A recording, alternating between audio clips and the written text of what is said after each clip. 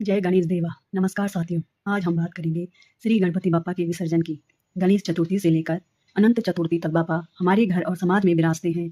हम उनकी सेवा करते हैं, उन्हें प्रसाद चढ़ाते हैं, भजन कीर्तन करते हैं। लेकिन आज का दिन विशेष है, क्योंकि आज हम उन्हें विदाई देंगे।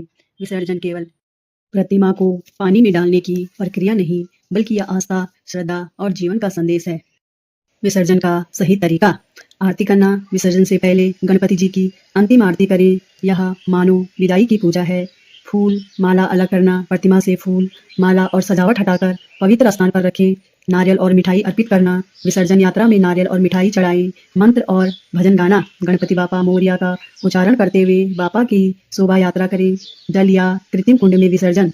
अगर नदी तालाब हो तो पर्यावरण के अनुसार मिट्टी की मूर्ति ही विसर्जित करते हैं। घर पर बाल्टी या छोटे कुंड में विसर्जन कर सकते हैं। बाद में उस जल को पौधों में डालें।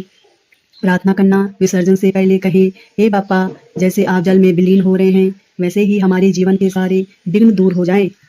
विसर्जन का महत्व। विसर्जन हमें यह सिखाता है कि इस संसार में कुछ भी स्थायी नहीं है। मिट्टी से बनी प्रतिमा जब जल में मिलती है तो यह हमें समझाती है, जहाँ से आए हैं वहीं लौट जाना है।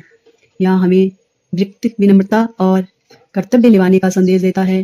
गणपति विसर्जन वास्तव में अहंकार, दुख और बुराइयों का विसर्जन है। इसलिए इसे विदाई नहीं, बल्कि एक नए आरंभ की तैयारी मानना चाहिए।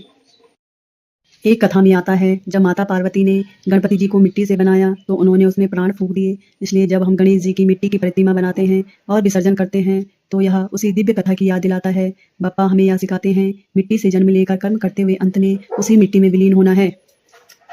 अब आइए बापा को विदाई करते समय यही भाव रखें, हे बापा, हमारे जीवन से विघ्न दूर करें, हमारे घर में सुख समृद्धि बनाए रखो, हमारे समाज में प्रेम और सद्भावना बढ़ाओ और अगले वर्ष फिर जल्दी पधारो। सभी भक्त मिलकर गाएं, गणपति बापा मोरिया, मंगल मूर्ति मोरिया, अगले बरस तू जल्दी आ। जय श्री गणेश।